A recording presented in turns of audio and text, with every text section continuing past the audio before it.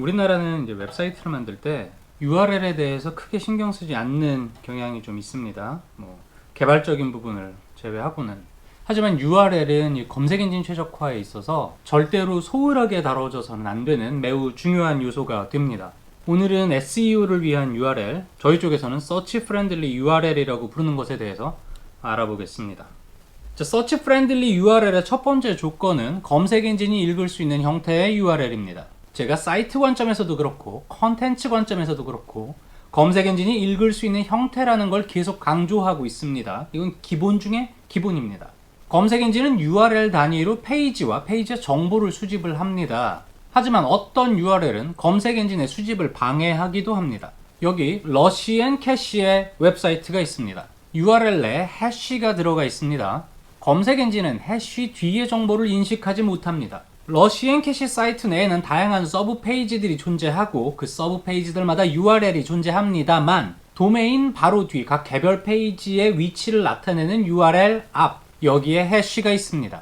즉 검색 엔진이 인식할 수 있는 URL 정보는 해시 앞에 있는 도메인 뿐입니다. 해시가 있다고 해서 무조건 문제가 되는 것은 아닙니다. 각 페이지를 식별할 수 있는 정보가 해시 앞에 존재하고 있다면 아무 문제가 없습니다. URL에 해시가 있지만 아무 문제가 없는 예로는 청와대 웹사이트의 정책 정보 쪽을 방문해 보시기 바랍니다. 여기 있는 이 URL의 해시는 페이지 내 다양한 정보들 중에서 바로가기 같은 역할을 하는 것이지 개별 페이지를 구분해 주는 것은 아니기 때문에 URL에 해시가 있다고 해도 SEO에는 아무 문제가 없습니다.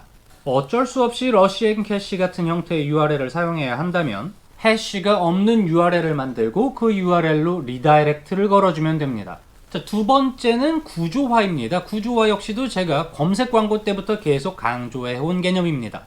웹사이트의 메뉴가 잘 구성되어 있으면 사용자들이 웹사이트를 탐색하기 매우 좋겠죠. 그리고 그 메뉴의 구성이 비슷한 정보들끼리 모여져 있는 것이라면 사용자가 이 웹사이트를 탐색하면서 정보를 습득하기 상당히 편리합니다. 사용자에게 도움이 되니 당연히 검색 엔진도 구조화가 잘 된 거를 좋아합니다. 그런데 웹사이트가 아무리 잘 구성되어 있어도 URL이 잘못되어 있으면 그 제대로 된 구조화가 검색 엔진에게 전달되지 못합니다. 검색 엔진이 인식하는 웹사이트의 구조화는 URL 내에 슬래시로 구분되는 단계로 인식이 됩니다. 웹사이트 내 모든 페이지들이 같은 레벨의 슬래시로 구분이 되어 있다면 검색 엔진 눈에는 구조화가 전혀 되어 있지 않은 것으로 보일 수도 있습니다. 제 유튜브를 웹사이트라고 하고 어떻게 구조화된 URL을 만드는지 예를 들어보겠습니다. 검색 요정 마케팅이라는 사이트 아래에 검색 엔진 최적화라는 카테고리가 있고요. 그 밑에 검색 엔진이 좋아하는 URL이라는 페이지가 있습니다. 이 구조를 URL에 반영하면 이렇게 됩니다. 상황에 따라서 많은 변수가 있습니다만 기본적으로는 웹사이트 구조를 URL에 그대로 반영한다고 생각하시면 쉽습니다. 다음은 URL 내 키워드를 넣는 것입니다. 타겟 키워드는 본문뿐 아니라 URL에도 들어가는 것이 좋습니다.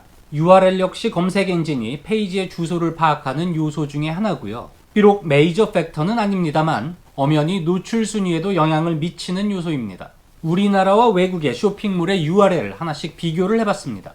이 두 개는 G마켓 글로벌 그리고 아마존에서의 아이폰 케이스를 파는 페이지의 URL들입니다. 둘 사이에는 매우 큰 차이가 한 가지 있습니다. 바로 URL 내 타겟 키워드입니다. 우리나라 쇼핑몰의 경우 개발자들이 우리 웹사이트는 DB를 가져오는 거기 때문에 동적 URL을 쓸 수밖에 없다라고 흔히 얘기를 합니다. 틀린 말은 아닙니다. 당연히 동적 URL을 가져와야 합니다. 하지만 그렇다고 해서 타겟 키워드를 반영하지 못한다? 이것은 말이 안 됩니다. 안 되는 거 없습니다. 안 하는 겁니다. 동적 URL을 사용하는 것 자체는 문제가 되지 않습니다. 그 안에 타겟 키워드만 넣어주시면 됩니다. 아쉽게도 한글은 URL 내에 집어넣었다고 해서 타겟 키워드로 인식이 되지 않습니다. 검색 엔진과 직접 관련이 되는 건 아닙니다만 공유되는 URL을 신경을 써주시는 게 좋습니다. 우리 웹사이트에 방문을 유도하는 데 있어서 외부로 링크가 나가는 것은 상당히 중요합니다. 그리고 그 링크를 뿌리는 가장 좋은 방법은 소셜미디어를 이용하는 것입니다. 요즘은 많이 없어졌습니다만 일부 웹사이트는 여전히 웹사이트 내에서 페이지를 이동을 해도 상단에 있는 URL이 바뀌지 않습니다. 그냥 메인 도메인으로 남아 있습니다. 이런 경우에 우리 사용자가 우리 페이지가 마음에 들어서 이 제품이 마음에 들어서 페이스북에 공유를 합니다. 그럼 지인들은 그 링크를 클릭을 하겠지요. 하지만 공유된 URL이 메인 페이지 URL이기 때문에 링크를 클릭한 사용자들은 제품 페이지가 아니라 메인 페이지로 가게 됩니다. 뭘 공유했고 무슨 얘기를 하는지 모르니 당연히 사람들은 이탈을 하겠죠. 따라서 개별 페이지가 갖고 있는 URL이 그대로 공유되도록 해주셔야 합니다. 대소문자 관련된 것도 한 번쯤은 체크를 해주시는 게 좋습니다.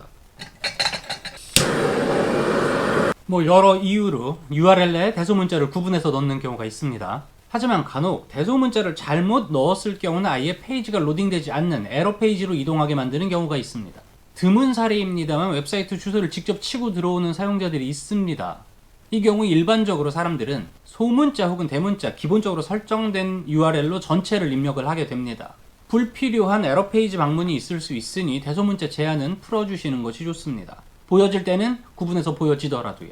그리고 접속에 문제가 없다고 해도 구글 애널리틱스 같은 성과 측정 도구는 대소문자를 구분해서 인식을 합니다. 대문자로 치고 들어온 URL과 소문자로 치고 들어온 URL이 다른 페이지로 인식이 되는 겁니다. 이렇게 되면 나중에 URL 단위로 성과를 분석하고 싶을 때 좀 귀찮아지겠죠. 아주 특별한 경우가 아니라면 굳이 URL에서 대소문자 구분을 하실 필요는 없습니다. 하이픈과 언더스코어, URL에 키워드를 집어넣을 경우에 그리고 그 키워드가 복합 단어일 경우에 단어들의 구분은 언더스코어가 아니라 하이픈으로 해줘야 합니다. 검색 엔진 눈에는 언더스코어는 단순히 시각적인 구분점일 뿐 단어가 나뉘어 있는 것이 아닙니다. 이 두 개의 차이를 분명히 기억하셔야 합니다. 자, 이렇게 오늘 간단하게 검색 엔진 최적화된 URL의 요소에 대해서 알아봤습니다. 어려운 사항 전혀 없지요. 이 정도만 하셔도 여러분들은 어디 가서 URL 때문에 SEO 망했다라는 얘기는 듣지 않을 겁니다. 오늘은 여기까지입니다. 대단히 감사합니다.